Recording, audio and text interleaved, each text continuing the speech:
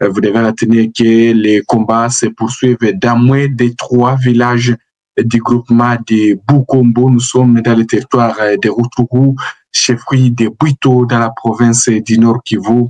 Les combats qui opposent toujours les rebelles du M23 soutenus par l'armée rwandaise sont tellement donc intenses, surtout la chefferie de Bwito. On l'a toujours dit ici que la chefferie de Bwito est occupée donc à 90% par les patriotes Wazalendo.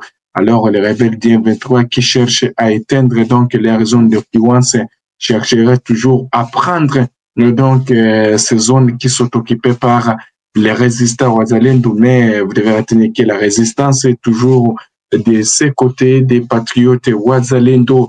D'après nos sources, donc depuis Bukombo Centre, ces combats ont débuté à 8 heures heure locale, donc au niveau de Kashavu, Mashiga et Lubeside, précisément à Rushihe, à quelques kilomètres de Bukombo Centre. Vous devez retenir que selon une source de la société civile, les Wazalendo ont ouvert les feux sur les rebelles du M23 soutenus par l'armée rwandaise toujours dans le centre de Bukombo, et les rebelles du M23 ont réagi. C'est ainsi que donc des affrontements se sont poursuivis entre les deux camps. Vous devez retenir que le combat ces derniers temps donc s'intensifie dans le territoire de Masisi, Rutshuru. Comme je le disais, donc, dans le territoire de Rutshuru également, où des combats forages entre toujours les deux parties, chers téléspectateurs d'Afro-Info 243. Vous devez retenir que, donc, les combats sont intenses toujours de ces côtés-là, donc, dans les 3 villages cités, Kashovu, donc, là, les villages donc, dans les villages comme Lubeside, il y a aussi des tirs, et malgré une tentative, donc, les Wazalendo, selon plusieurs sources, ont été repoussés par les rebelles du M23 soutenus par l'armée rwandaise.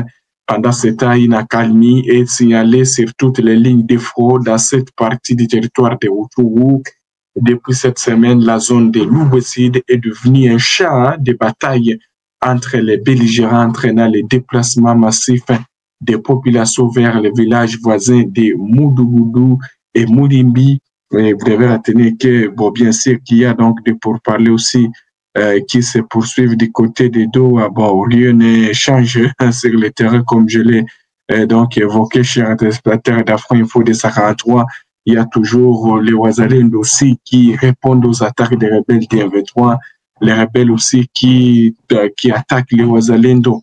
Donc, c'est ce qui se passe pour l'instant dans le territoire de Rutshuru, également dans le territoire de Masisi. Chaque jour, on signale toujours des affrontements entre les deux parties. Alors, in specie, in causa, honorable président, l'urgence, c'est la paix pour la République démocratique du Congo. L'urgence, honorable président, c'est la cessation d'hostilité à l'Est, honorable président. L'urgence, c'est le dialogue que les Congolais sont en train de chercher, honorable président. Les pétitions que nous sommes en train d'analyser aujourd'hui, honorable président, ne constituent qu'une distraction, honorable président. Ça ne constitue pas l'urgence, honorable président. C'est ce que dit le prescrit de l'article 74, honorable président. Honorable président, veuillez me protéger. Merci beaucoup, honorable. Le message est passé. Le message est passé, honorable. Reprenez la place. Prenez place, honorable. Le message est passé. Honorable président, avec tout le respect que je vous dois et que je dois à tous les bureaux présents ou absents,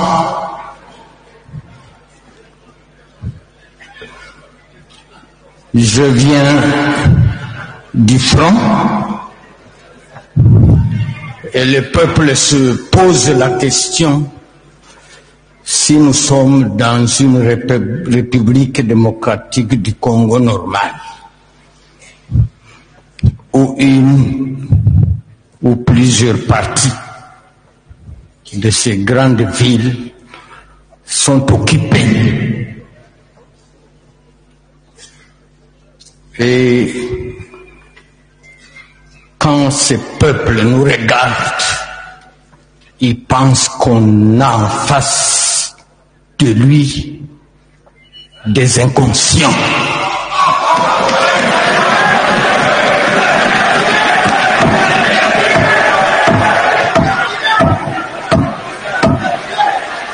Je peux, honorable Bitakwira, s'il vous plaît, honorable Bitakwira, ouais. Je peux, non, s'il vous plaît, honorable Bitakwira, s'il vous plaît.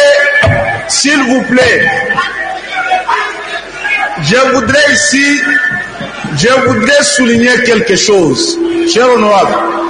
S'il vous plaît, lorsque vous demanderez la parole, pour passer ici, il est aussi potable que vous restiez dans le débat.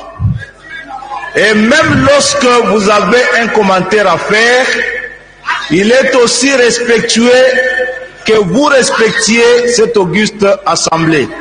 Je vous prie donc de bien daigner retirer ce propos qui semble blesser l'assemblée. Honorable Président, pour raison de sagesse africaine et congolaise, je retire. Merci beaucoup. Mais je resterai pertinent. Merci beaucoup. Allez. Quand nous disons que cette démarche est légitime, quand nous disons que le président ne respecte pas les règlements au sein de l'Assemblée, c'est pourquoi? Parce que nous réalisons que la population est oubliée. Quand le président de l'Assemblée nationale, quand certains membres du bureau de l'Assemblée nationale bloquent les contrôles parlementaires, alors retenez une chose, madame la journaliste, et à tous nos auditeurs, que c'est la population qui est sacrifiée. Parce que c'est notre rôle ici. Nous ne sommes pas venus ici pour nous asseoir à l'Assemblée nationale. Mais aussi, c'est pourquoi que ces gens ne puissent pas chaque fois se cacher derrière la guerre de l'Est, comme s'ils sont des combattants. Nous connaissons les vrais combattants de l'Est. Je fais partie, et la population témoigne. D'ailleurs, je fais beaucoup d'interventions que peut-être certains membres du bureau n'ont jamais effectuées. Au moins, qu'un seul médicament, j'ai amené. Je risquais même ma vie. Et donc, nous ne voulons pas que ce bureau se cache derrière l'Assemblée nationale. Mais aussi, le bureau, notre pétition est claire. Une fois le président de l'Assemblée nationale sera mis à côté, rien ne va pas stopper. Le premier vice-président, il va prendre le marteau et il va continuer avec nous. Est-ce que vous ne craignez pas le plus expérimenté Mbosso qui est là? Donc nous ne craignons pas vraiment l'avancement, que ce soit le budget, tout va évoluer comme normal. Alors donc vous êtes prêt à prendre le risque de diviser la majorité parlementaire dans le contexte où le pays est confronté, je voulais dire, à des défis sécuritaires et économiques? Madame la journaliste, quand nous vous disons que il y a plus de 260 députés qui ont signé la pétition, permettez-moi de vous informer que plusieurs dans l'Assemblée, ils sont pour cette pétition. Seulement, ils ne veulent pas seulement s'exposer. Ils ne veulent pas exposer leur signature. Merci. Et cette démarche ne va pas créer une division au sein de notre grande famille de l'Union sacrée, parce que tous, nous sommes derrière les chefs de l'État.